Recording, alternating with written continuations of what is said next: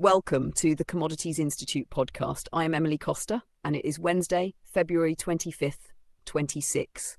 We have a lot of ground to cover today, from the high-tech race for power to the deep soil of Eastern Europe.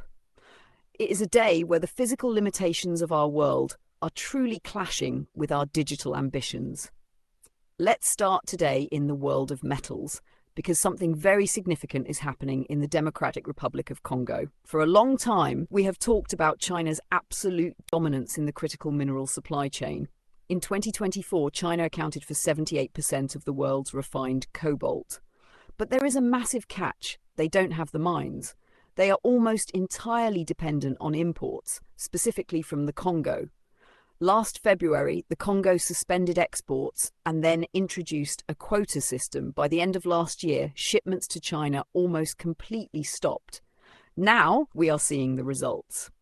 The price of refined cobalt on the futures market has more than doubled, jumping from $10 per pound early last year to $25. To make matters worse for Chinese buyers, the US is moving in.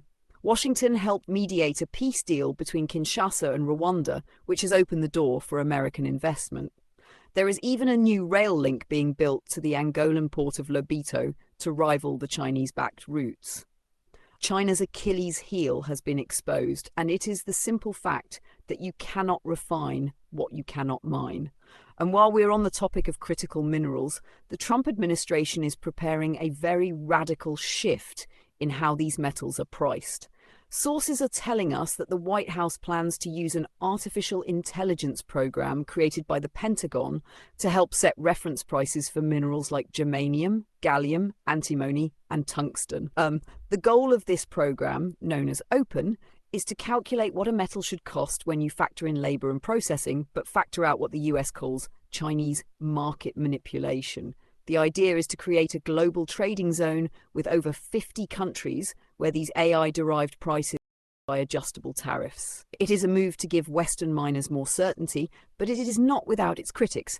Automakers, for instance, are worried this could drive up the costs of materials they need for adhesives and batteries. It is a fascinating attempt to use high-tech tools to solve an old-fashioned trade war.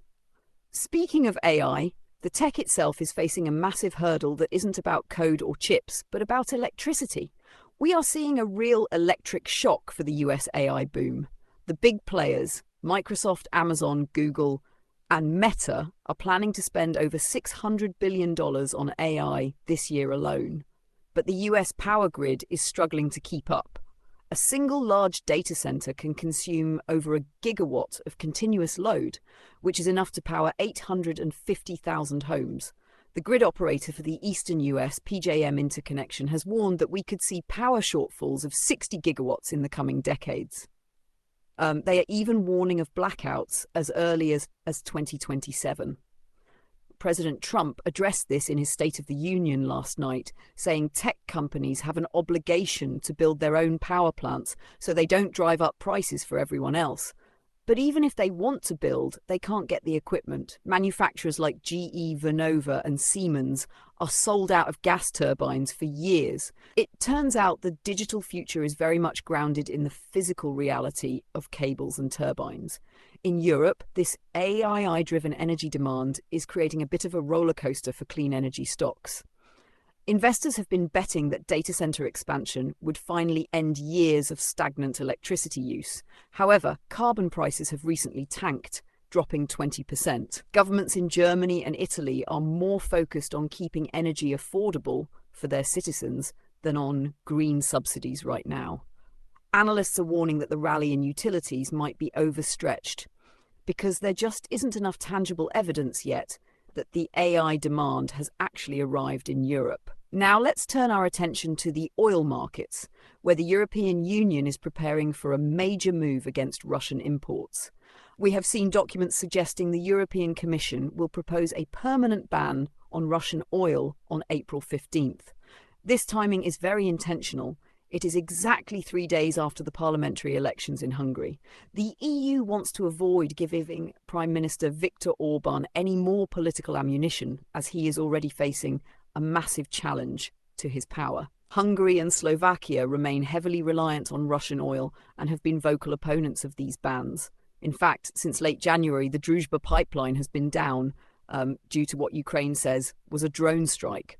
This has caused a huge rift, with Hungary and Slovakia accusing Kyiv of a prolonged outage. The EU hopes to use a qualified majority vote to bypass any vetoes and phase out Russian oil completely by 2027. Meanwhile, across the Atlantic, Venezuela is getting back into the global game in a big way. For the first time since the Caracas-Washington supply deal began, trading houses are chartering supertankers, the massive vessels that carry 2 million barrels each. These ships are headed for India. By using these larger boats, traders can cut transportation costs significantly. This is a huge shift from earlier this year, when most Venezuelan crude was moving on much smaller ships to US refineries. Even Chevron has sold its first cargo of Venezuelan Boscan crude to India in 6 years. It seems the global shuffle for oil is accelerating as India looks to replace Russian barrels with South American ones. Finally, we have to look at agriculture, where the weather is causing headaches in both Russia and Ukraine. In Russia, wheat prices are holding steady because shipments are being choked off by storms in the Black Sea and ice in the Baltic. Even though the ruble is strong, the physical difficulty of getting grain out of the ports is keeping prices around $233 a metric ton. In Ukraine, the situation is even more dire. We are hearing reports that the soil is frozen to a depth of 1 meter in some regions. This is likely to delay the spring sowing campaign, which usually starts in late February.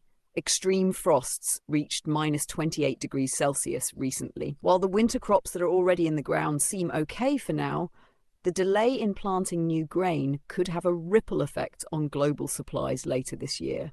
It is a reminder that no matter how much we talk about AI and digital trade blocks, we are still very much at the mercy of the weather and the earth. We are seeing a world trying to reorganize its most basic resources in real time. If you found this episode valuable, be sure to subscribe, share, and leave a review. I'm Emily Costa, and thank you for listening to the Commodities Institute podcast.